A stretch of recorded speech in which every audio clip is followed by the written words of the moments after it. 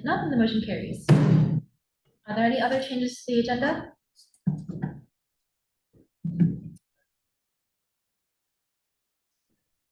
All right, if not, then the agenda will stand as approved. The next order of business is public comment. Is there any public comment? If not, we will move on to the next order of business. We have no guest speakers, so we will move on to the next order of business, which is old business. First, we have Resolution 2022 F7 3001. Jair, would you please read this for us?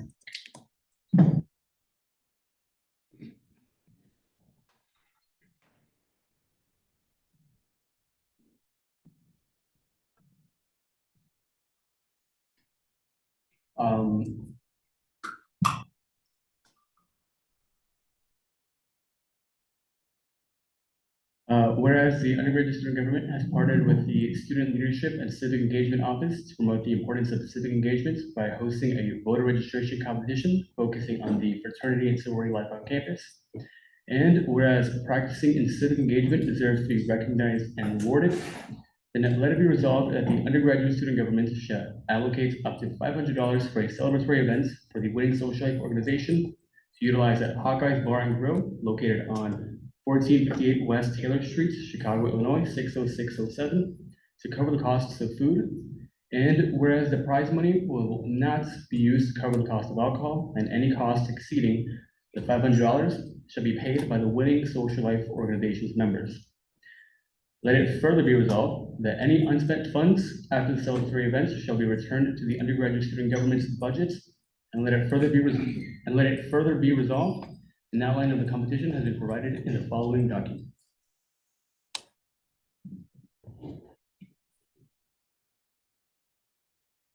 All right, thank you. Are there any questions or comments regarding this resolution? We will be voting on this next. Yes, Representative. So I have a quick question. So this money is being used so like the winning sorority who gets the most people registered to vote wins the prize money, correct? Okay.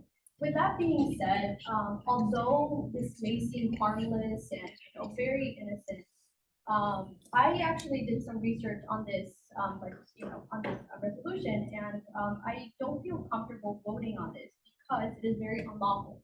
I can send something anyway. So in the votescounts.us, which is like a federally mandated website, said that federal law makes it unlawful in an election in which there is a federal contest on the ballot, which is like on the ballot, like President, U.S. Senate, U.S. Representatives, to knowledgeably and willfully pay, offer to pay, or accept payments for registering to vote or for voting, which makes me to believe that you did not research this resolution properly because this is unlawful to do this. So glad you mentioned that, and that's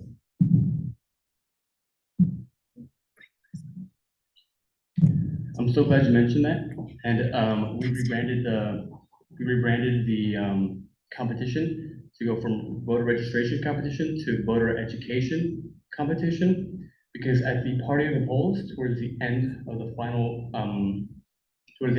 competition, the SLCE, which is the Student Leadership and Civic Engagement Office right next to USG, is going to educate the student voters.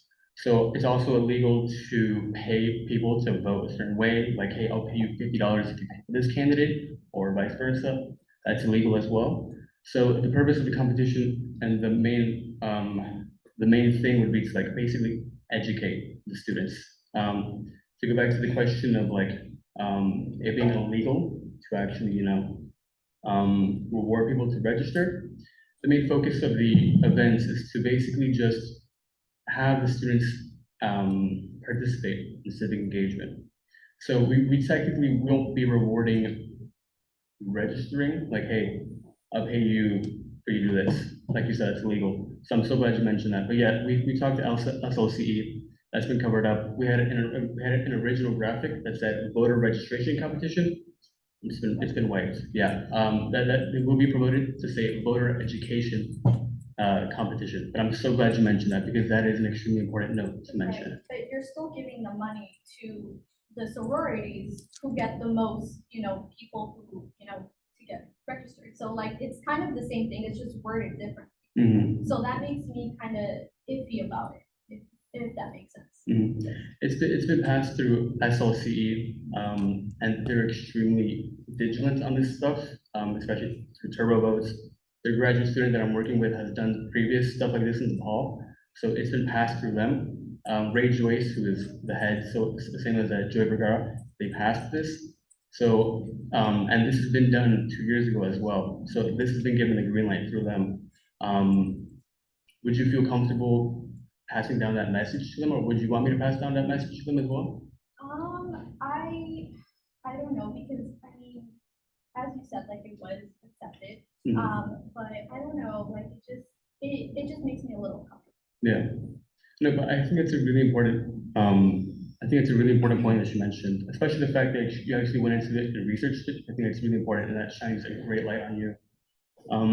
But like I said, it was passed through Joy Vergara, Ray Joyce, Kevin Kane. They'll have they'll have experience on this type of stuff. But I think that was a great point that you brought up.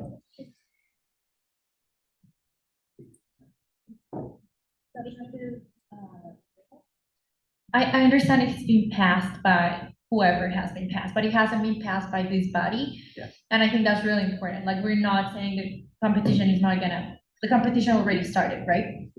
However, what we're talking about is the prize, and it hasn't been passed by this body. And I think that's really important to realize that every single person here is gonna vote on this today, and it's gonna decide if that is the price. As you mentioned, Representative, still the price in the resolution, it still says, how do you win? Social life organizations are given 2 weeks to register as many students, family members, and friends. So we're still rewarding them to how many students they register. I also had a question I wanted to ask, in the competition, because it already started, did you already promote it that you are giving 500, that you plan, sorry, on giving $500 towards Hawkeyes, or was that not included in the competition and how you promoted it? No, yeah, out of respect to everybody, it has been promoted as $500. It's been promoted as a celebratory event, so no dollar sign has been so because no dollar sign has been agreed by the body, we haven't promoted as that. It's been promoted as a celebratory event, and nothing has been promoted to mention that, because as you mentioned, it hasn't been passed yet.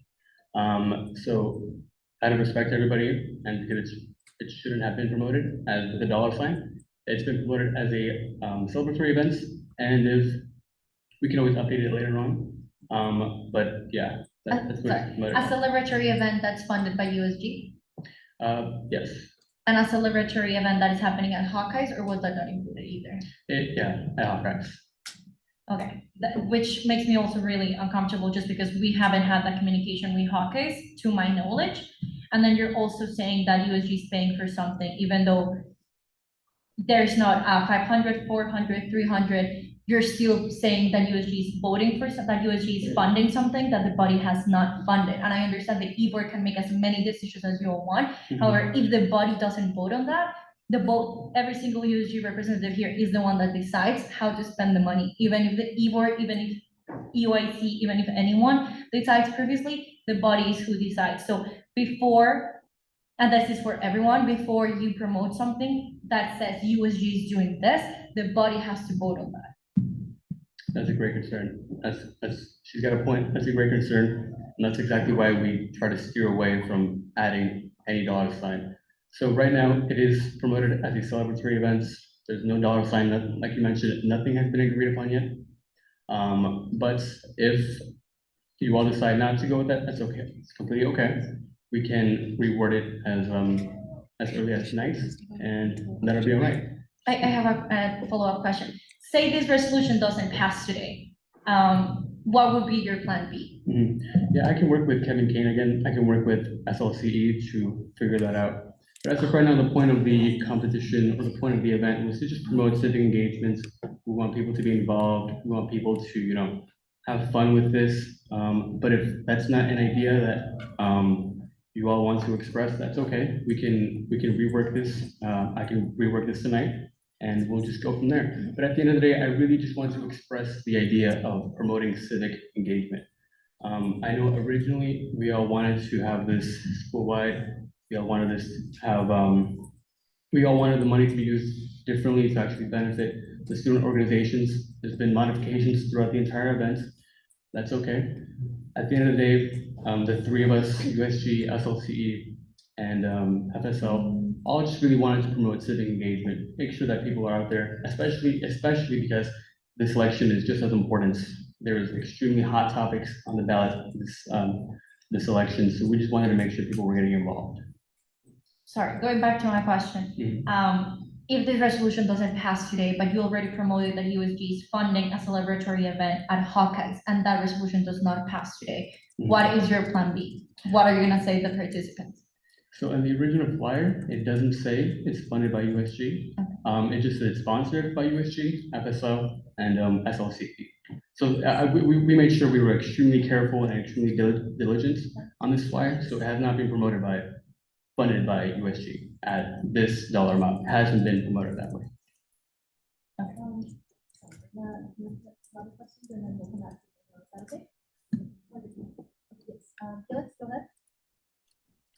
Can everyone hear me? Okay, I really couldn't hear whoever was just speaking, didn't have the mic, but I just wanted to bring up kind of my little 2 cents.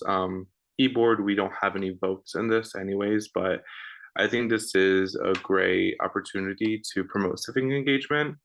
I would just like to remind all the representatives, if you don't like what a bill says or how it's worded or what it is, you do have the power to bring up an amendment. So that's one of the powers that you have as a representative. So you can motion to amend any type of resolution, even if you don't have any, even if you're not a co-sponsor, chief sponsor, as a representative, you do have that power. And I think this is something that it is happening, and this is something that if it was a perfect world, it would have been brought up sooner, but nonetheless, this is still a great type of program that is happening currently today. So I think this is something that would be benefiting this community at large. But ultimately, if there are representatives who really don't feel comfortable with what the price is or certain verbiage of it, you can always amend it to either add or get rid of things. So just as a reminder.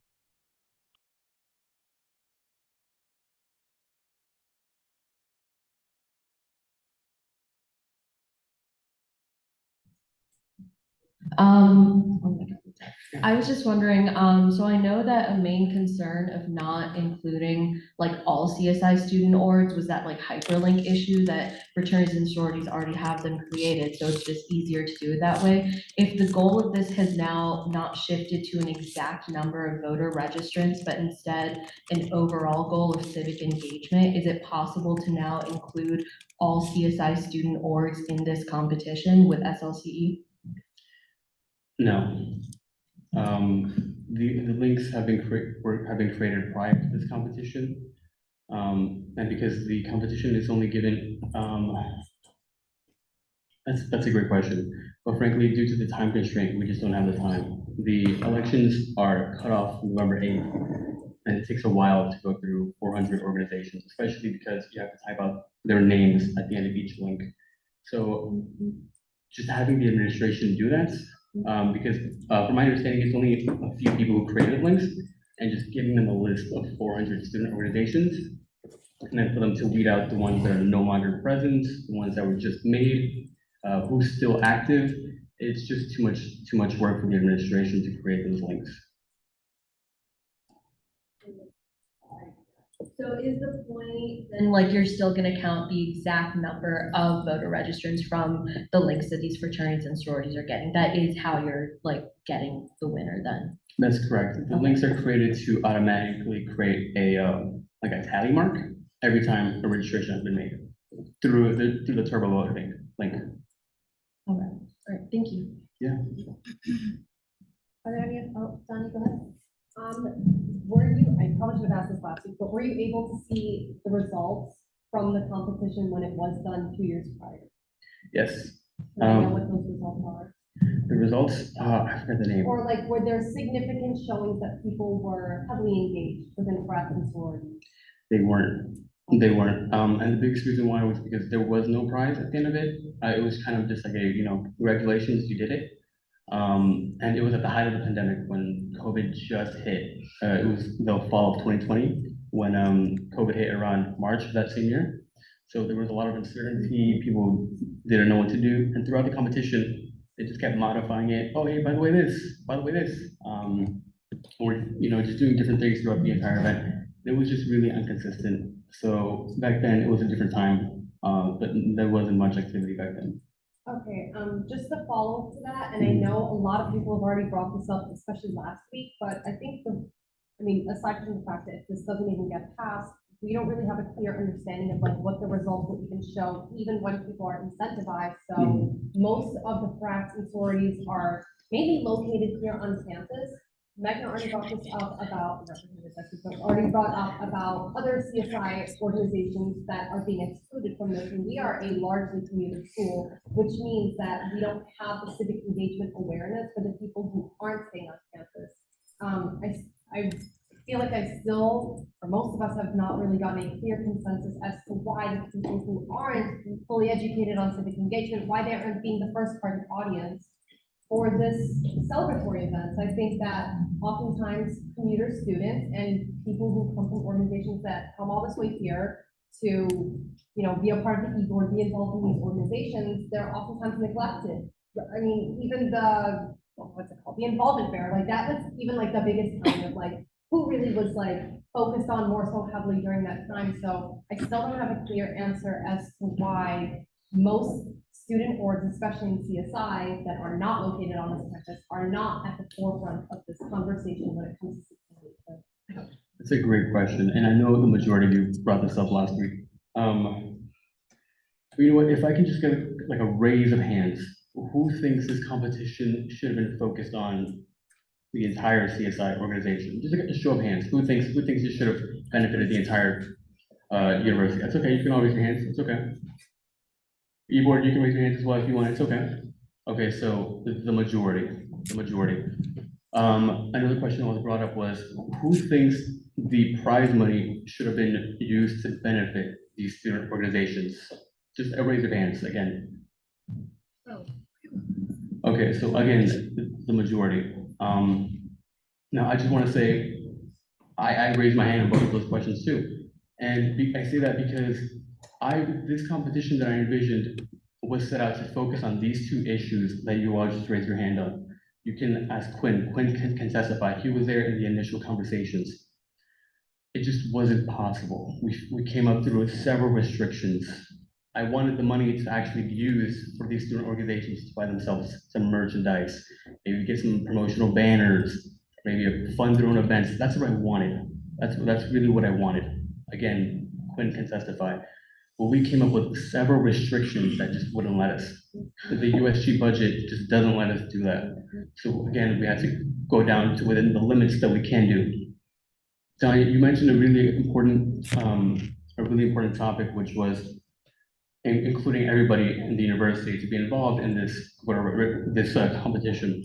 Again, that's what I wanted too, because Tanya, you brought up the great point that the community students that are a part of these organizations should be at the front lines of these type of events, and I agree 100%. When I brought this up, again, we came up with these restrictions, because if I could, I would create the links myself for these organizations, because that's what I envisioned. But frankly, SLCE and FSL just didn't have the administration to create them on their own, especially because, like I said, the elections are up and coming. So everybody who mentioned these ideas, I agree 100%. I wanted them to be included in the competition, but we just faced several restrictions, sadly.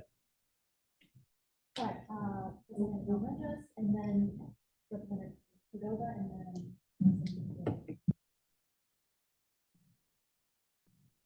Thank you. So in looking at both counts.us website that you mentioned, Representative.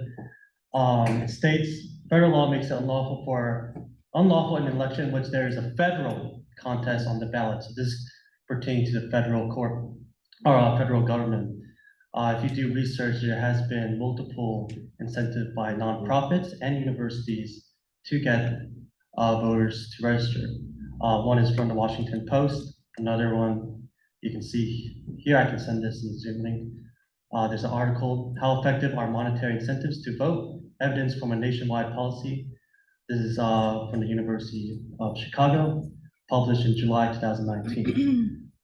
So I think we can look deeper into the legality of things. But I mean, the sentence says a federal contest. We're not a federal organization. But it's still a federal election. Yes, but it's saying a federal contest. You're promoting a federal election within the context, context.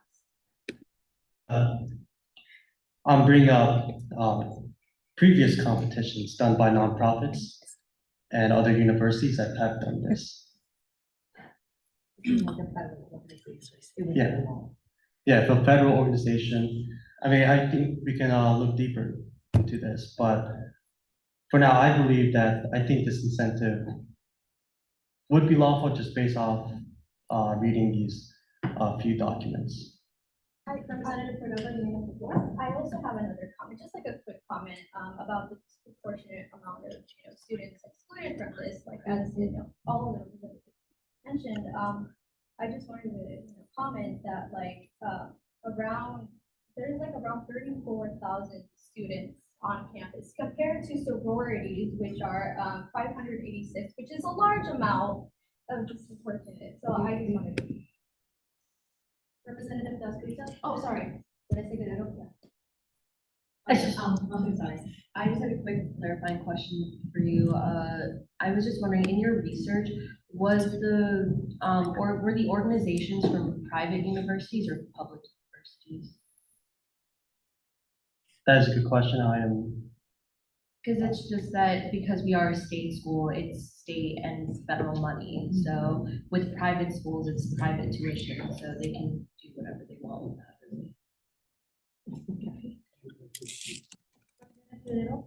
Which is like, how can we vote a resolution that says, if we're saying, I think it would be lawful? Like, I don't think we have to, how are we thinking it can be lawful? Like, this has to be analyzed, and we know that for us to vote something, this had to be done like 3 weeks ahead of time. You cannot be doing a competition and thinking it's lawful, like when we are representatives of a state university.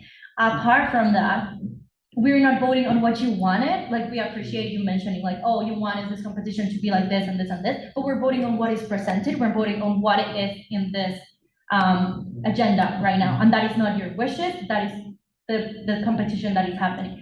Apart from that, how is USG sponsoring a competition without talking to Hawkeyes, without making sure that it's lawful? Like, all of these things, I understand this is happening already, but I think a bigger point is this shouldn't have happened like this. This is not ethical. This is not something that the e-board should be sponsoring. This is not something that Legislative Affairs Committee should be sponsoring. I understand the competition is great, and we're not discussing the competition. We're discussing, no, actually the competition is a little bit unlawful, and now we don't even know if the competition is something that we should be sponsoring. Like, this should be something that if you're sponsoring a competition, we should know everything about it. Everyone should know ahead of time. If you're saying that USG is sponsoring a prize, USG should have voted on that prize. Hawkeye should even know that we're thinking of doing this right there. This is just not the order of how you do stuff. And now you're asking the body to vote tonight on something that might be unlawful. Sorry, Representative Slaughter, and then. I can definitely see Representative Guerrero's point on how fast and how streamlined this seemed to be. That stated, I think that we have enough evidence that it actually is a lawful competition. And we also have to look at the good that it would do. We know that youth, like statistically evidence-based, youth don't tend to vote much. We have low numbers, okay? And the point is to introduce or hopefully expose people to the fact that, hey, your vote matters. And I think that's one of the most empowering things about democracy. Um, I understand all of the critiques and the constructive criticisms. However, I would have to implore you, if we don't vote in the affirmative on this resolution, what alternatives do we have in order to encourage voters or encourage students to actually want to vote within the next few weeks? Because, okay, we can sit here and we can talk all day about what's wrong with this resolution and why we couldn't do what we wanted to do on both sides. But what can we do at this point? Can I hear some of that? Because I'm not really hearing, any like good suggestions on what we can do to work with this. And that kind of makes me fearful because, like I said, we're like, the goal at the end of the day is to expose students to civic engagement and to get them to vote. So that's my main concern. Thank you. I'm going to take a 5-minute recess. There's been a motion to take a 5-minute recess. Is there a second? A second. All those in favor, please vote aye. Aye. All those opposed, please say nay. Is anyone abstaining? If not, the body will recess for 5 minutes.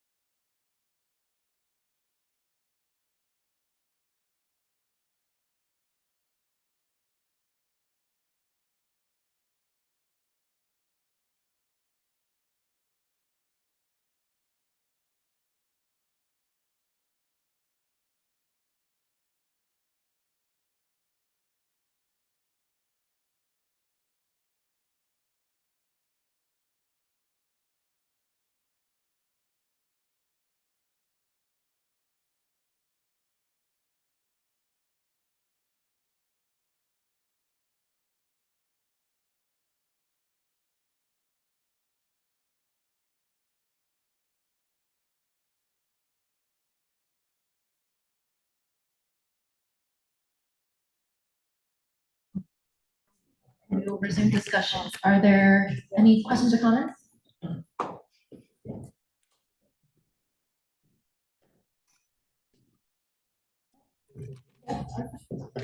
So as far as that, we've been considering different things, but because of the restrictions that we have, and I think that because that we're also not federal organization, I think that we should do what we can to actually, help out this issue, help out the voters. So it's a law, we want to support of this. Chief of Staff, Antonio? I agree with that. When you compare the latter of us just tabling in the student center, we're not going to have as much engagement. People have no incentive to go up to us and figure out how to register. I think that we're overlooking any benefit of this event, and that we need to recognize that 0 registered voters compared to 15 is 15 more. So we need to recognize the benefit and the positive of this event compared to us sitting, inactive, not engaging, tabling in the student center to register voters. So that's the alternative.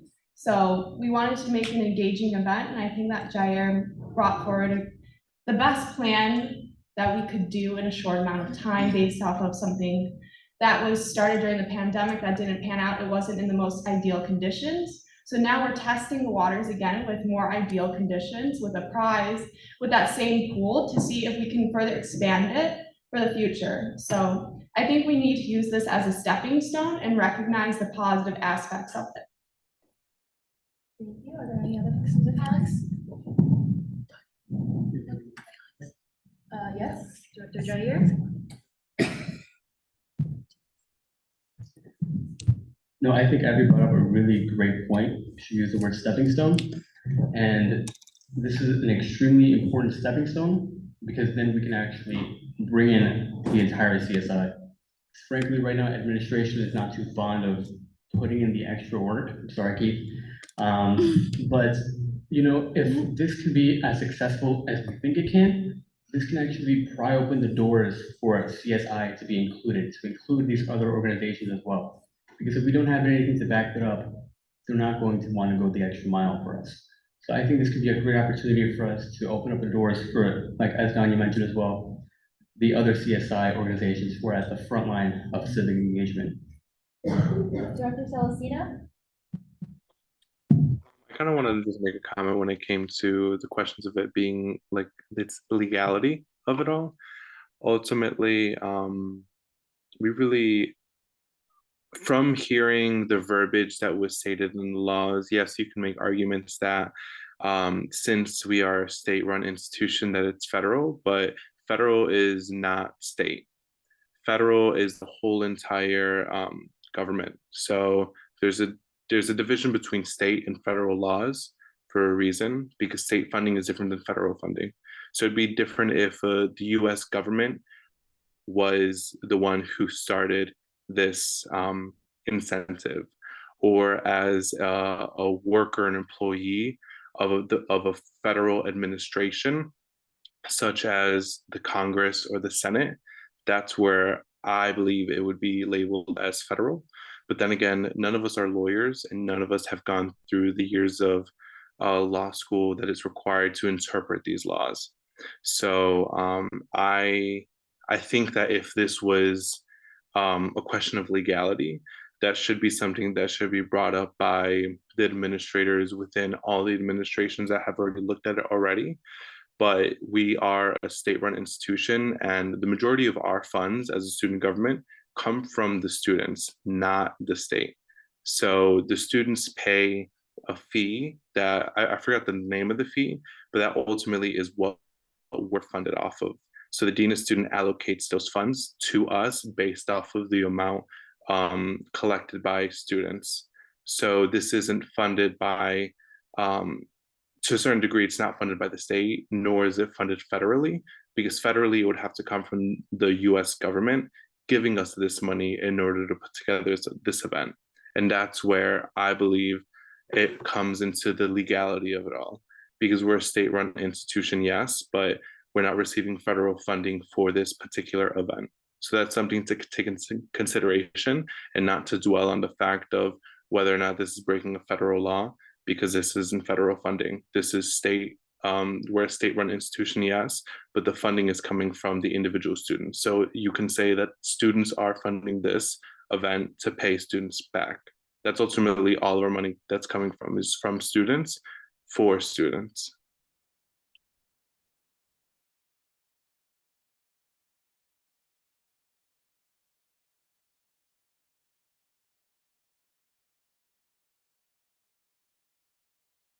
Any other questions or comments? Representative Guerrero?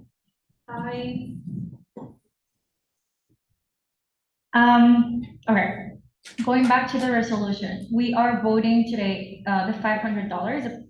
The competition is already happening, the registration is already gonna happen, we're not voting if we are if this is happening or not, the competition is already, started. Do you know how many people are registered, how many organizations are competing on this right now? 30? Okay, well, the competition, as you can see, is already happening. People are already encouraging other people to register to vote. But what we really are deciding is the undergraduate student government shall allocate up to $500 for a celebratory event for the winning social life organization to utilize on Hawkeyes. Have you talked to Hawkeyes about this? No, and I'm so glad here, Quinn can answer that. So even though we haven't began conversations with Hawkeyes, there is no set date as to when this event will be. Obviously, because we would have to work with the winning organization on their availability, but this leaves us a lot of opportunity to have more time for planning and such. Because there is no set date, the actual celebration can take place next semester. And to go back off on that, like we said, we didn't specify a date in the promotion, like, hey, you have to do this by November 30th, by December 12th, we never specified this. So we can't really collaborate with Hawkeyes and say, hey, by the way, an organization, might come in within the next 2 weeks, a month goes by, oh, hey, by the way, they actually might come now. We can't really specify that. Hawkeyes is an extremely decorated partner when it comes to UIC. Organizations are always partnering with Hawkeyes. So we don't really see this as a barrier. Okay, moving forward past the legality of this, which I don't think we should be voting on something we're not 100% sure if it's legal, just because that's just common sense to me. But moving on also, sorry, it's just so much. Apart from this, what is the solution if this doesn't happen? And to Melody's point, Representative Slaughter, this resolution doesn't pass today because there are so many concerns that it's legal or not. What is your solution, taking into account that you already have this event, that it already started, that you already promised something without asking to the body, saying that doesn't happen? What is your plan of action? I have to touch back on the idea of this not being a legal event. Frankly, we can't speak on that. Like Felix mentioned himself, none of us know the law as closely as they do. So none of us know if it's legal. The administration does. We propose this to the administration, to the Student Leadership and Civic Engagement Office, who focuses on this. We looked to them. I talked to Ray Joyce, the head of the office. I spoke to Lizzie LaChapelle, the graduate student who I work with closely. She's done events like this at DePaul. And Which is a private organization, it's a private university. But then we also brought this back to Ray Joyce, like I said, the head of the Student Leadership and Civic Engagement. She gave this a go. There was a rewording to make sure that everything was in check, everything was all good, and we got the green light. So I wouldn't really see this going with the issue of this not being unethical or unlegal. Because like I said, this was not just student organization. This was not just like students just throwing ideas, hey, by the way, let's do this. No, this was solidified by school administration, by 2, by 3, and they all said it was good to go. So as of right now, we're all good, everything's great to go. But I think what people really mentioned was that I really want to piggyback off of is that we as students are just trying to promote the idea of civic engagement. As of right now, tabling outside of the UIC bookstore hasn't really been beneficial. I spoke to SLCE, who actually did this a few weeks ago. They only got 3 people to register after a 3-hour period. That's not enough. So what we really wanted to do was just try to push students, because frankly, the majority of us are not registered to vote. Between 18 and 24-year-olds, the majority of us are not registered to vote when our vote actually matters the most. So I really wanted to incentivize people our age to actually go out there and understand the importance of civic engagement. And that's why I really wanted to push for a monetary prize, because that's promoting the Party to the Polls event, which is when SLCE comes in to this tower during the early registration, and that's when they educate the voters, and that's when they actually utilize the voter registrations to then actually volunteer to go vote or not. But that's the main purpose of this prize, was to incentivize people to actually register to vote, and then to actually go to the final portion of the event to become educated on the people who are on the ballot, understand the goods and understand the bads. Because frankly, the majority of us, when we go and vote, we just kind of like just vote on who has the coolest name, who sounds more exotic, who sounds more like me. And frankly, we just can't do that. So to go back on the issue, I really wanted this monetary prize to incentivize people to go to the final portion of Party of the Polls to become educated when it comes to voting. So that's why I really want to push for this monetary prize. Sorry, 3 things. First, you did not answer my question. My question is, what is the solution if this resolution doesn't pass?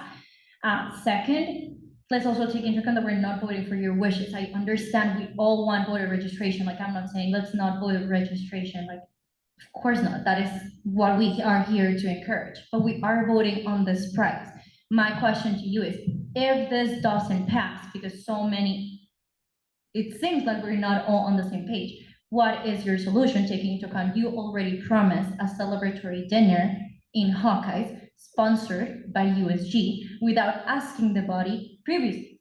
And then my last point is, can we also realize that for this to be legal, we had to reword the language, but we did not change at all how we're measuring the prize. We're still giving the prize to the organization that has more registrations, even though you reworded it for this to be legal, or even if it's not legal, you reworded it for it to be, we are educating students. However, there is nothing at all that we are rewarding about education. We're not rewarding the people that were more educated, the people that educated more. We are rewarding the organization that has at the end a total of a greater total of student registrations, or just like registrations to vote. But again, that's just another point. My question to you is, if this doesn't pass today, what is the solution? What is the plan B? Quinn can answer that question, but I want to point the legality issue. We didn't change it because it wasn't legal. That's not why we changed it. We changed it because, like I said, we wanted to emphasize on the education portion. So the title of the competition is Voter Education Competition, because we want to emphasize on that portion to educate student voters as well. But Quinn can answer the question you're asking. So in regards to your first question of what will happen if we do not pass this resolution, there will be no monetary value associated with the prize. Well, it's completely off the table. If we do not pass funding for this, then we're not funding the organization that wins. But that is okay, because USG retains all rights to our funding. Organizations have to agree that whether we say we can give them this much money, this amount of money, we always retain the right to back out. We're never forced to do something like that, especially because we can go through this general body meeting, pass something, and then the Dean of Students office can reject it. So at the end of the day, we always have full control over our money and our spending. But going back to your first question, if this does not pass, then there will be no monetary value associated with the prize. Sorry, just a follow-up, and I promise then I'll stop asking questions. So what is the plan B for these student organizations? Like, have you thought of another way we can host this celebratory dinner, which you already promised? I'll answer that question now, but I wanted to piggyback right off of Quinn, if that's okay. Yeah, like you said, there's no promise. At the end of the day, the student body speaks as they speak. So we didn't really pin anything on anybody. But as Quinn said, if this is not passed, we can easily just retract the monetary prize. I can easily ask Quinn to send out a correction to the mass email he sent to the FSL students. And that's okay. If students want to volunteer to continue with the actual competition, that's up to their choice as well. But at the end of the day, we really wanted to incentivize the students. That's why we really wanted to incentivize this, to actually have students to go to the Party to the Polls. SLCE put in a great amount of time to promote this event for students to actually come in and become educated on the people who are on the ballot. Frankly, if there is no prize, students are not going to come. So that's why we're really pushing this. But Daniela, can you repeat your question one more time? What is the plan B? Like, can we Oh, yeah, so. Can we have a celebratory event that is maybe more appropriate? Can you describe, appropriate events? I don't know at this point. All right, in the interest of time and to move discussion along, we're going to have just one more question. So Secretary Danya, would you please? So something that's already been brought up is what would be an alternative to this? I'm currently researching on civic engagement and the lack of social connectedness that is kind of mediating in between in all of this. There are many alternatives which do not require a dinner or this type of incentivization. In fact, I do think tabling has very profound impacts. When you put yourself out there and you are one-on-one in a big space like this, you absolutely can outreach to so many different people. It's just about how your approach on how you do it. And honestly, if it comes down to it, it requires $0 to get a table in SCE on one of the busiest days where people are passing by. It depends on how you approach people. How are you advertising this?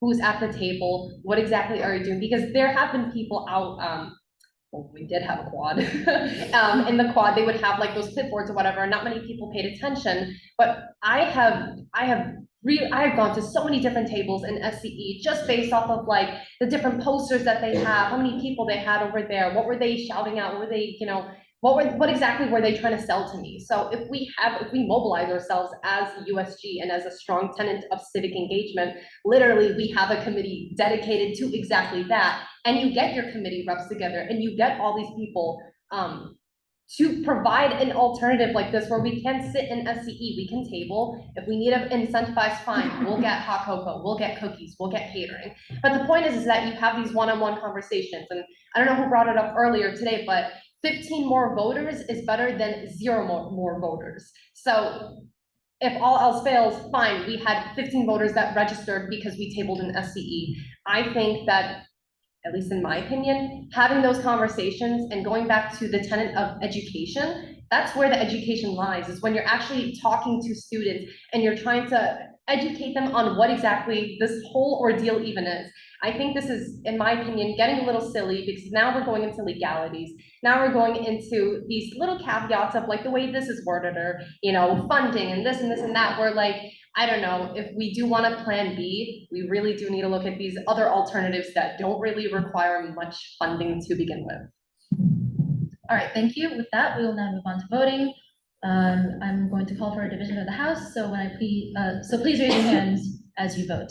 All those in favor of adopting Resolution 2022 F7 3001, please raise your hands.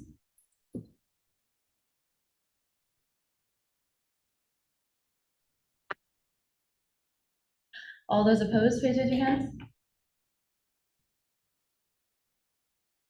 Does anyone abstain? All right, with that, Resolution 2022 F7 3001 has passed. We will now move on to Resolution 2022 F7 1004. Representative Samuel Lynn, could you please read this for us? Sure. Let me pull it up. Whereas the undergraduate student government, in following its tenet of service, fosters student engagement, collaboration, and leadership within itself and across campus. And whereas the undergraduate student government seeks to engage student leadership across campus, having partnered with various student organizations with shared goals and visions. And whereas the undergraduate student government has previously held events titled Connecting Student Leaders, referenced in 2 different resolutions, which accomplish the above goals, then let it be resolved that the undergraduate student government will organize an event titled Connecting Student Leaders for leadership of student organizations to network, discuss shared interests and experiences, and collaborate on future endeavors while growing skills in leadership.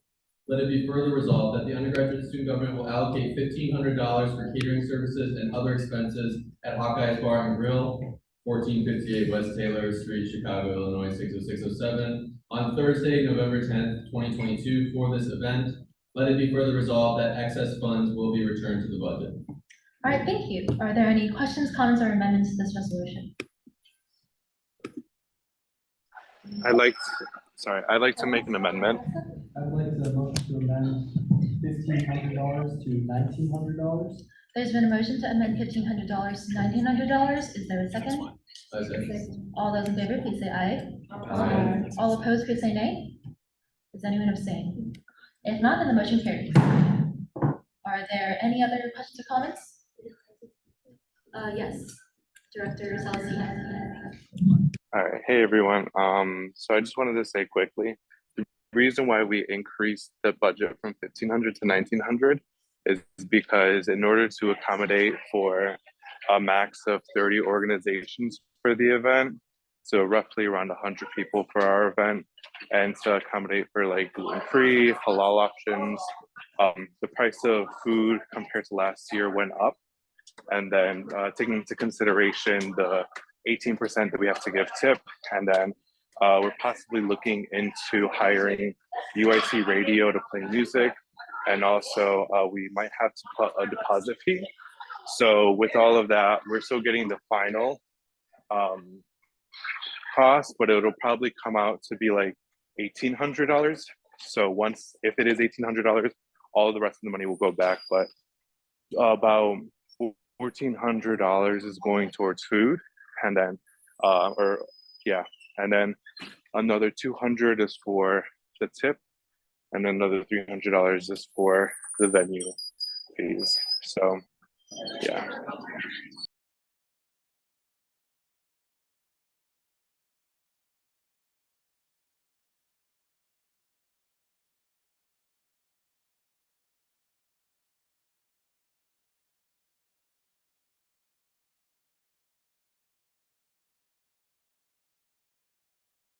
There's events, that's something that if people are interested in or have certain clubs they're thinking of, that the Campus Life Committee would be interested in hearing, but that's how the list is working so far. Vice President Fernandez? Yeah, I'm interested in that just because for the homecoming, I have to do the same thing in terms of like reaching out to student orgs. So do you have a listservs that you guys are reaching out to, or have you been like, okay, like every active org in that? Yeah, so kind of what the...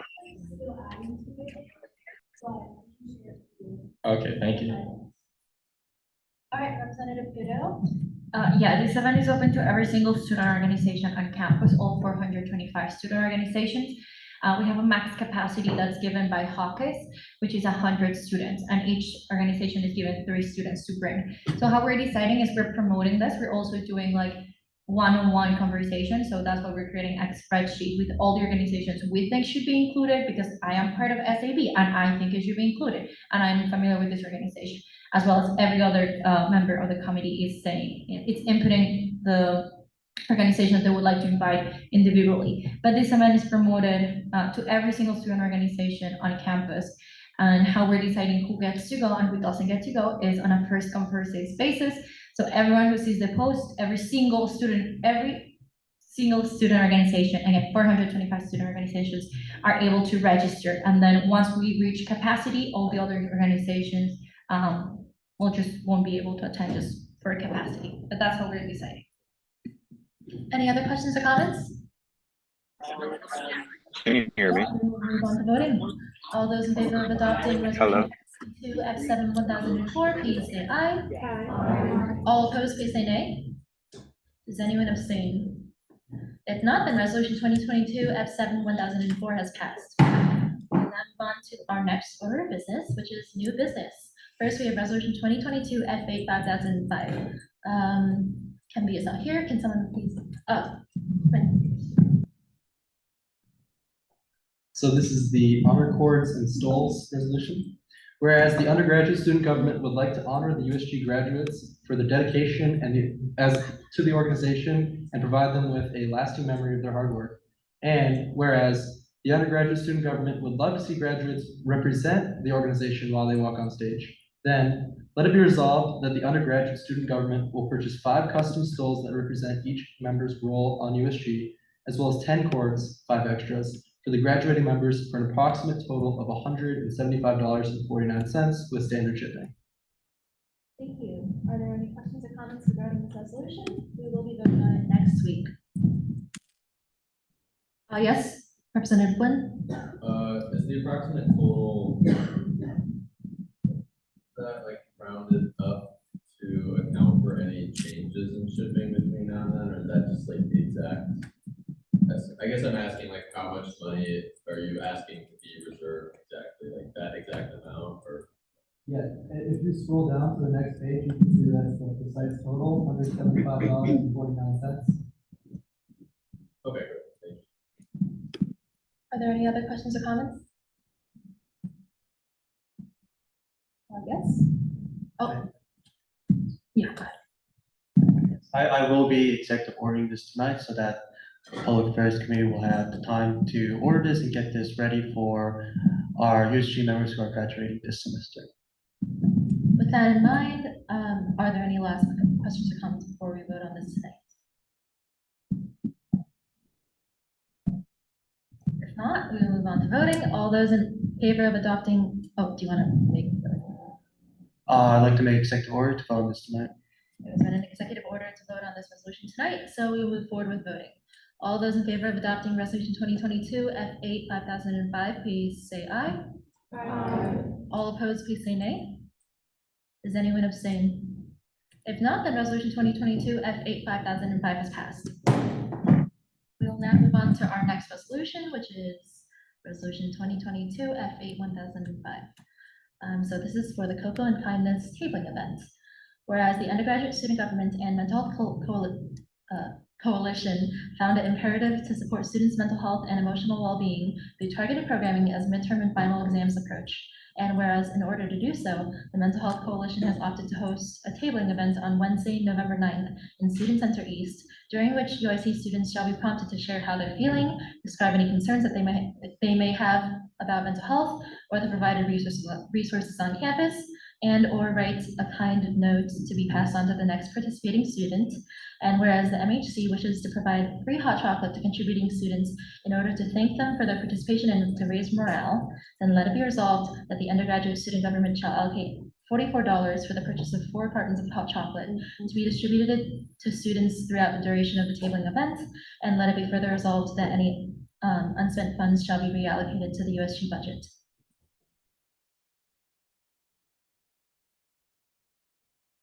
All those, sorry. Are there any questions or comments regarding this resolution? I motion to make an amendment to replace Mental Health Coalition in all instances within the resolution to Mental Health Commission. Is there a second? All those in favor, please say aye. Aye. All those opposed, please say nay. Does anyone abstain? And if not, then the motion carries. Are there any questions or comments regarding this resolution? If not, we will be voting on this next week. Our next resolution is resolution 2022 F8 1006. Vice President Michael Hernandez, would you please read this for us?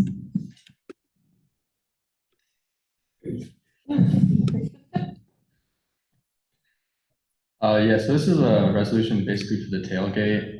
And anyone who doesn't know, we just have like an annual homecoming week. And within it, there's a tailgate every year. And this year it lands on November 11th and we're playing Loyola. So whereas the undergraduate student government participates in and funds various social events throughout the year to provide opportunities for the undergraduate student body to be better connected. And whereas homecoming week is one of the most popular events for the UIC student body to participate in that attracts both the local community and alumni. And whereas historically USG has rented a tent from CSI for our USG members to participate in during the event and a food truck to provide free cupcakes for students. The vendors listed right there. And let it be resolved, the undergraduate student government shall allocate a maximum of $5,000 to cover the similar expenditures that will occur in planning and participating in the tailgate and homecoming activities. Then let it be further resolved, all endeavors requiring funding will be first consulted with the treasurer. Then let it be further resolved, any unspent funds will be returned to the budget. Thank you. Are there any questions or comments regarding this resolution? We'll be voting on it next week.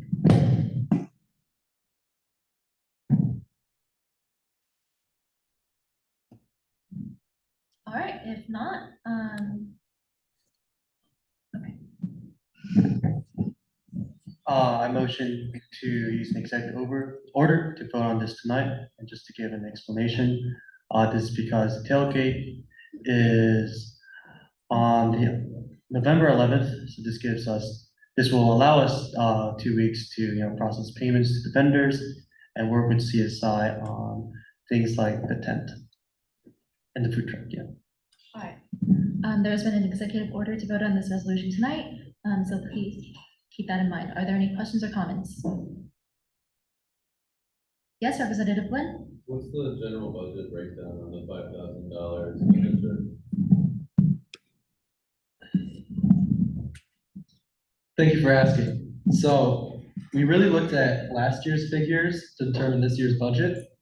And last year we spent around $2,500 on the food truck alone. And this year we're expecting to spend around $1,500 on the tent. So that leaves us with $4,000. And we just allocated an extra $1,000 just in case prices have gone up over the year. As you all know, inflation has gone up a lot.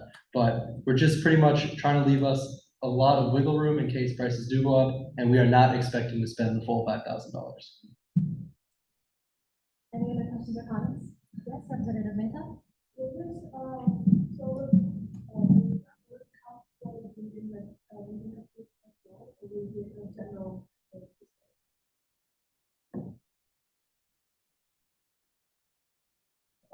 We can communicate with the vendor to see. This is just the one we used last year, so we have all of the like paperwork set in place. So in terms of it being like fluid and like vendor being approved, this is just the vendor we're going with at the moment, but we can look into that during our discussions with them. Don't call me on that, but I think last year there were.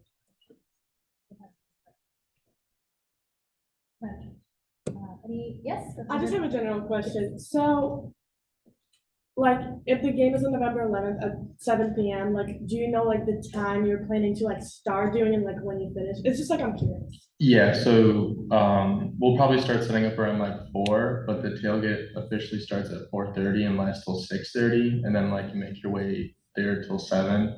And you can, like, anyone can come, so like you should invite all your friends to come to the USG tent. Like, we're trying to make it like a fun time, and then hopefully have like parking spaces next to our tent, so like other student orgs can come and just hang out before the game. And I know CSIs, there'll be like a lot of food, and if you're like of age, they have a beer garden again this year, I think.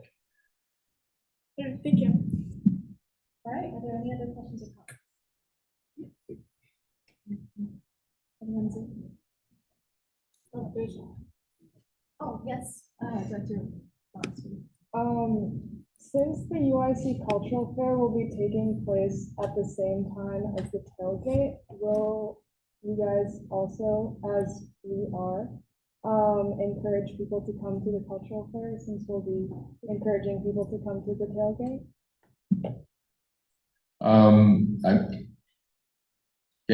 That's probably a tough situation, but CSI, established the time for the tailgate to happen. That's not really something that we can move. No, she was just saying, can you guys tell them, hey, hit up the cultural. fair. Oh, yeah, no Yeah, she problem. was just saying like, we're gonna advertise the tailgate, can you advertise cultural? fair? Oh, yeah, no problem. Okay. Any other questions or comments? If not, we will be moving on to voting. All those in favor of adopting resolution 2022 F8/1006, please say aye. Aye. All those opposed, please say nay. Is anyone abstaining? If not, resolution 2022 F8/1006 is passed. We will now move on to our next order of business, which is items for discussion. Are there any items for discussion? Yes, Matthew. Yes, I have an item for discussion. this is more so an outreach type of item. So Michelle, can you Yes. bring up, okay, thank you so much. So what you see here on the screen is kind of like an outreach guideline to promote these two events that are coming up. Obviously, those two are the Mental Health Commission kickoff and the USG Town Hall Campus Safety Matters event. So we do this for activism. I've done this for my internship in Illinois Perth. This is the #1 most effective way to get students to our events. So I'm hoping that if we can take the time right now to go through this list to promote the event. Obviously, you don't have to do it all right now, but at the very least, if we can all right now repost the Instagram posts on our stories so that we can get as many students as possible. And while we do this, I also just want to mention something. This pertains to both events, but I'll speak on the town hall in particular. I won't speak too much, but basically we're having a very special guest to this town hall, that being George's mother. I had a conversation with her. She's come to UIC for us students, to speak to us students. And she told me how much it means to her if there's a lot of students, as much students as possible to come. And yeah, I just sympathize because it's very hard for her to come back to the UIC campus for obvious reasons. So if we can at least show up to the event, or at least have an effort to promote this event to students, then not only will students receive great information, but she'll see that the UIC community supports her. It will mean a lot to her. So this is just a very small thing. I know right now I have on the list, repost it, post on your stories, invite 2 friends. We have about 40 members. If all 40 of us invite 2 friends, that's 80 people outreach, and statistically about maybe under 50%. So like that's still 40 students coming and learning about campus safety, and also maybe addressing or asking questions about campus safety that maybe we haven't thought about already. And then the final thing is also invite your group meets, because you don't know who's interested in campus safety or mental health, or who wants to be involved. There's always people who just want an avenue to be involved in, and this is their way to do that. So I'll give it like 3 minutes for everyone to just do that quickly. And then we can continue on. But in the meanwhile, does anyone have any questions or discussions on these events or outreach? Are there any questions or comments? Yes, Veronica? So where do we get a flyer from, so that we can, is it on the USG Instagram? Yeah, just the Instagram right there. I put the tag. Everyone should be following it, I hope. And the graphics are there too. I can also post it on in the group meet if that makes it easier for everyone to share it out.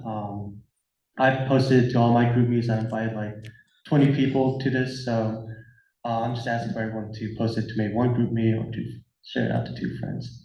And that already is effective enough. Are there any other questions or comments? I'm sending a list of things to do in the group meeting for you.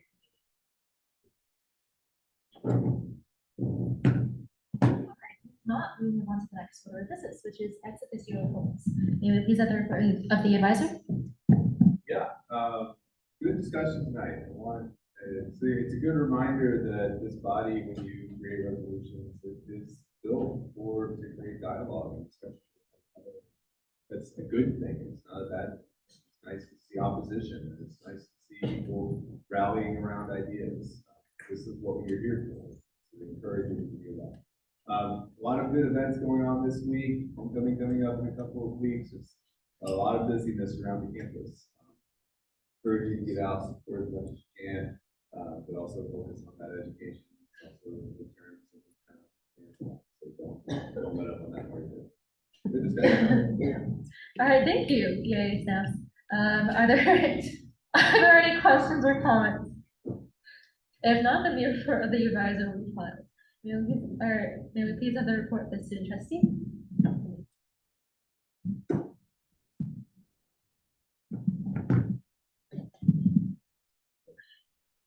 All right, can everyone hear me? Yes. I'll take that as a yes, all right. So this week I'm gonna keep my report short and sweet. Starting off with a productive luncheon with interim Chancellor Reyes last Monday. I got just attended with the leadership of USG, Health Professions Student Council, the Student Bar Association, and the Graduate Student Council. We spoke in depth about each respective governing bodies' concerns, working collaboratively, outreaching to the graduate student body, and overall enhancing the image of our institution while navigating our leadership changes.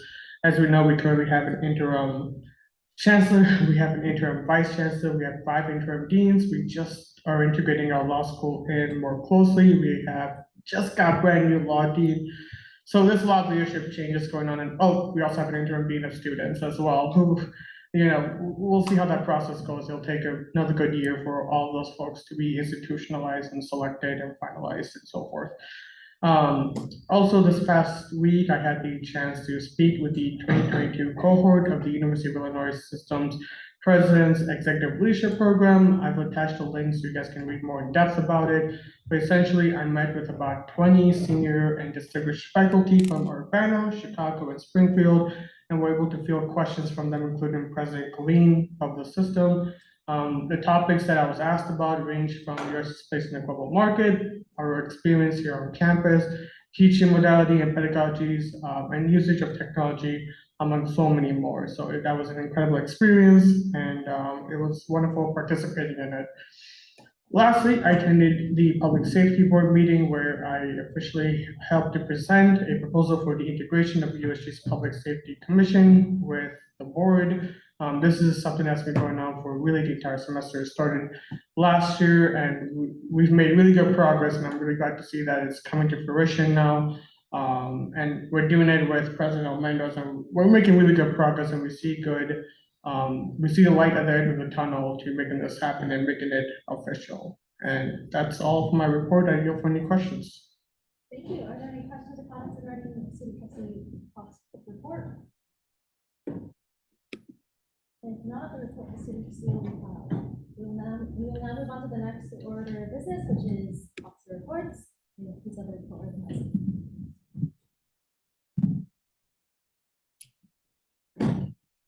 Thank you. Just as a first reminder, my office hours are tomorrow from 1:30 to 1 p.m. That's valid for this week.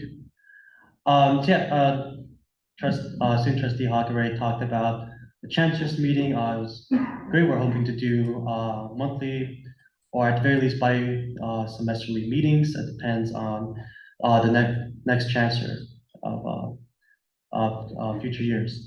And also, he already spoke on campus safety in terms of the public safety board. We're going to have a more in-depth talk about the bylaws and smoothing things out. But yeah, for the most part, members of the public safety board are 100% in agreement with including campus safety commission in the bylaws, and that just further ensures that the student perspective is included. So last Thursday, I gave a very short speech at the faculty meeting rally, just on things that we agree on, such as expanded mental services, disability services, and sexual assault survivor autonomy. This is a great, just alliance in supporting campus services that benefit both students and faculty. And in terms of the meal swipe donation program, so I've gained a lot more traction on this. So I finally got all the history of previous advocacy for the program from the Wellness Center director, and we're able to draft a program proposal. So now we'll be meeting with Associate Vice Chancellor De Silva and also the person in charge of the Chartwell contract negotiations to introduce this program and also just ensure that students' concerns are included into the Chartwell contract. But in addition, the Associate Vice Chancellor, De Silva, he is the person in charge of campus auxiliary services, so like the dining hall, campus housing, and all of the above. So if you have any concerns, please let me know. Just send me an email, group me message, or come by to my office hours and we can talk that out. My meeting with him is this Friday, I believe at 2 p.m. And yeah, one final thing, we're going to be doing a student survey. So all the committees are tasked with including some questions relating to the committee. For instance, student success will include questions about your Wi-Fi, access to course materials and all of the such. So all the committees have been tasked with doing that. So you'll be probably talking about that within the next 2 weeks or so, hopefully. And then, actually, one last thing. I'm still looking for just 1 or 2 more students to be panelists at the Textbook Affordability Conference, November 10th at 9:30 a.m. So I got a lot more details, but basically, lunch and registration to the event will be covered. And in addition, they're trying to get us transportation covered for us as well. So if you're interested, it's November 10th. It's pretty early, 9:30 a.m., but we're getting travel covered. So if you're interested, please reach out to me, email, group me message, or come by tomorrow early morning. That's all. Oh, sorry, 2 more things. I'm meeting with the provost, with Vice President Fernandez. So if you have anything that concerns academic success or services, please let me know. And we're also talking about reading days in the Senate Support Services Committee meeting this Thursday as well. So yeah, with that, you have for questions? Are there any questions or comments regarding President Aldrich's report? If not, the report of the president will be called. Next, we will go to the vice. Yeah, hi everyone. So this week I've been mainly just trying to work out the details of how USG will participate in homecoming week. So really set on the tailgate. So I was talked about like having the tent there, food truck, and seeing what other things we can do. So yeah, if you want to, be in works with talking about what can we do during that time, just let me know. Yeah, and I encourage everyone to, come at 4:30 or whenever you can get there. Because there'll be like heaters and stuff in the tent. It won't be that cold, I don't think. So I had a meeting with Joy today just to talk about the process of getting all the forms and that sort of thing, and the logistics of where everything will be set up. I also met with Treasurer Quinn to talk more about funding for the event. And I'm hoping to have like 4 to 5 people willing to be at the tent around 4 to help with setup, or if anything is wrong in terms of the tent. We do need, they just give us the tent without any like USG decorations on them. So I'll probably talk to President Matt about what we can do to decorate the tent. But if anyone's interested in that sort of thing, let me know. And as Matt talked about, we have a meeting with the provost this Wednesday. President Matthew, Student Trustee Muhammad, and I will be at the faculty award ceremony this Wednesday. The athletic council meeting, and then, yeah, as Matt mentioned, we'll be presenting reading and review days resolutions. I got a chance to talk with one of their committee members today, and they were pretty in support of it, just with a couple comments. That's that in my report. Thank you. Are there any questions or comments regarding President or Vice President Fernandez's report?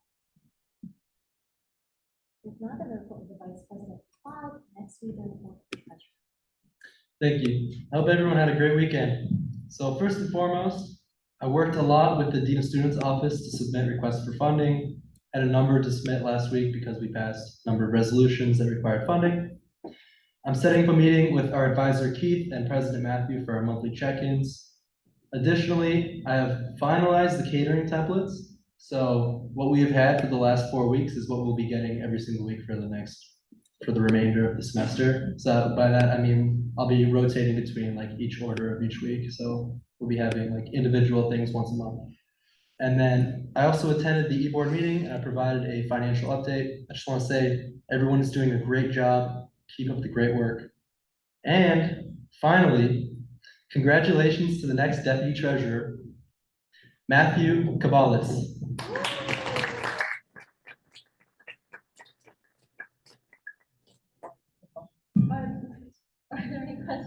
regarding the treasurer's report? If not, then the report of the treasurer will be filed, and next we have the report of the speaker. That's me. All right, so I hosted a makeup session on Friday for USG orientation. Thank you to all who attended. Because of this, all representatives have now finished their onboarding. Yay! Congratulations. Okay. With that, we are moving on to one-on-one meetings. Thank you to those who have met with me already. If we haven't spoken yet, or if you missed your meeting time, just sign up for a new one on the Sign Up Genius. I sent the link out via email last week, and they're all over Zoom. And they're not super long, up to 15 minutes in length. I have about 18 reps left to meet with. These are mandatory, so please do not make me hunt you down. I think, all right, yeah, okay. So for Mental Health Commission, we discussed a new event with which the resolution we presented today is related to. It's the Cocoa and Kindness Tabling event. It's on Wednesday, November 9th, from 11 a.m. to 2 p.m. in SCE. And it's a great opportunity for you guys to get involved and get some face-to-face time with your constituents. So I know a lot of you, when you were applying to be representatives, said that you wanted to directly interact with students. So this is a great event to start. So please contact me if you're interested in tabling with us. You can probably snag some free hot chocolate if you do. Yeah, I had a meeting with Rafael Flores-Cavalier and Carol Peterson today, just to check in before the MHC events and go over their presentation. It went super well. Carol is going to advertise the event via the Wellness Center listserv. If you're able to help me set up for the event, because I do have class until 12:15, please let me know. I will be eternally grateful. As everyone mentioned, the kickoff is this week, Thursday, October 27th, from 1 to 2 p.m. Please attend and tell your friends. It's a great time to ask questions about mental health, the counseling center, etc. And we already mentioned the reading days. Are there any questions or comments regarding my report? If not, the report of the speaker will be filed. Next, we have the report of the chief of staff. So, as a lot of people have been mentioning, it's the police town hall this week, and it's right after the mental health commission kickoff. So if you have 2 hours of your time, it's a great way of getting involved with 2 USG events. So as to reiterate, the information for the police town hall is this Thursday, 2 to 3 p.m. in this room, and there's gonna be pizza, so it'll be exciting. Considering that, Chief Booker wants USG members to be the ones to pick up the catering and to serve the pizza. So if you're looking for a fun opportunity to become a waiter, waitress, no, I'm just kidding. But it would be a nice opportunity for you to support Mrs. George in her bravery of coming back to UIC and presenting, and also Chief Booker and his other officers presenting. Stay for the event and then be a helping hand at the end to pass out the catering. That would be very much appreciated. And additionally, technically, if you don't have class or your job scheduled, then you're required to be there because it's in the bylaws that you attend the town hall. But that's just to force you to go, but I would like you to want to go. And like Matthew said, we met with Chief Booker and Mrs. George to discuss the details of the event. And I didn't write in my report, but Veronica and I have been working on a safety pamphlet. So she added amazing ideas to document, and I created it into a pamphlet today. So I don't know if that will be printed for the actual event, but Mrs. George loves it. So we have this safety flyer. I'd like Chief Booker to review it, obviously, but I basically just copied points that are sent out in the safety alert emails, referencing the safety app, etc. So if you would like to review the pamphlet, it's basic safety information. It also has a QR code for the crime log because Mrs. George wanted us to make UIC crime more known by the students, so I have a QR code for that. So kind of basic safety information on the pamphlet, and then a dedication to Ruth George. So if you're interested in taking a peek and seeing if you have any edits, I will gladly share that with you. As for this week, I'm having director meetings. I'm volunteering tomorrow, so I've rescheduled some of yours, but we don't have an e-board meeting this week. We have our social. And if you need anything, reach out. That's the end of my report. Thank you. Are there any questions regarding these reports? If not, the report of the chief of staff is filed. Next, we have the report of the director's committee. Hello, everyone. I hope you've had a good weekend. But for the cultural fair, I have reached out to a lot of cultural organizations about participation in the cultural fair and gotten back a lot of interest. Once again, if you guys have any friends that have any cultural talents, please let them know about the cultural fair. I'll also need a couple people to help out, maybe with setup. However, it'll be prior to the tailgate for the setup. I'll need help around 3 p.m. So if any of you guys are interested in helping out with the event or with the setup of the event, please reach out to me. Yeah, so that's updates about the cultural fair. For contraceptive access, Brina is reaching out to the Office of Access and Equity. If you have any other questions for the office, please reach out to Brina if you have any other questions.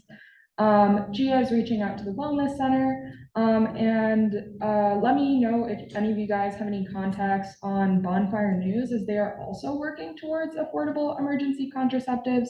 I'll be meeting with them on Thursday because they have a general body meeting. But if you guys know anybody on Bonfire News, please let me know.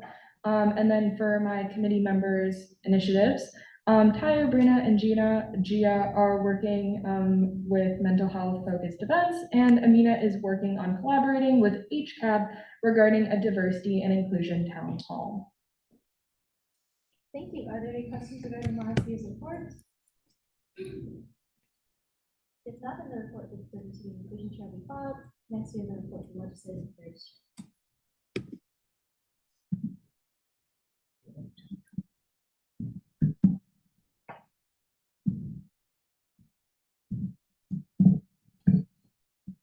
Hello, everyone. I hope you all had a great weekend as well. To start off, LEC has a deputy chair, and the chair is Anthony Cruz. We can always give him a round of applause. I met with Kevin Kane last Tuesday to discuss the final logistics of the competition, and it's up and running. I did want to say thank you to everyone who had an idea that wanted to share today, so thank you. I thought it was a great discussion. This last week was a quiet week. It was midterm season for me, as it was for most of you as well. So I just focused on LAC's resolutions, anything I had to touch upon, and midterm papers. Hope everybody is doing well with theirs. And finally, again, if anyone has any questions or concerns, opinions, my contact information is right there. So please feel free to let me know. Thank you.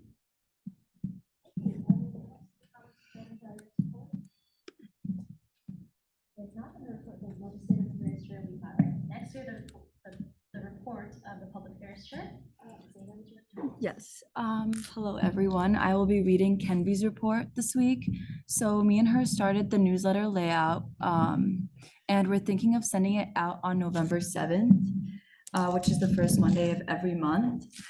She also finalized stoles and cords for graduates. We also worked together on starting birthday posts and member spotlights, and she attended the e-board meeting on Friday.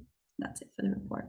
Thank you. If you have any questions regarding Kendra's report, please email her, and the report of the public affairs chair will be filed.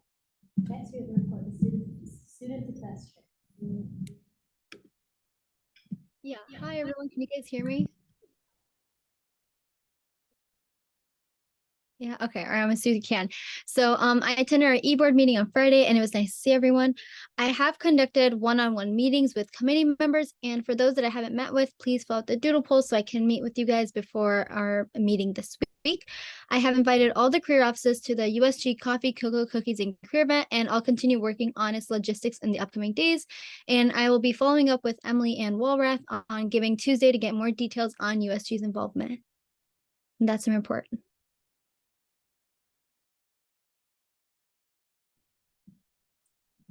If not, then the report that. Last but not least, we have the report of the campus life chair.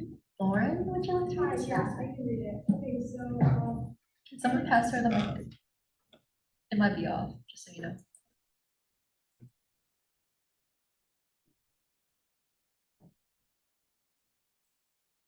Okay, so Felix now is the RHA president and the VP of advocacy with President Almendras and me.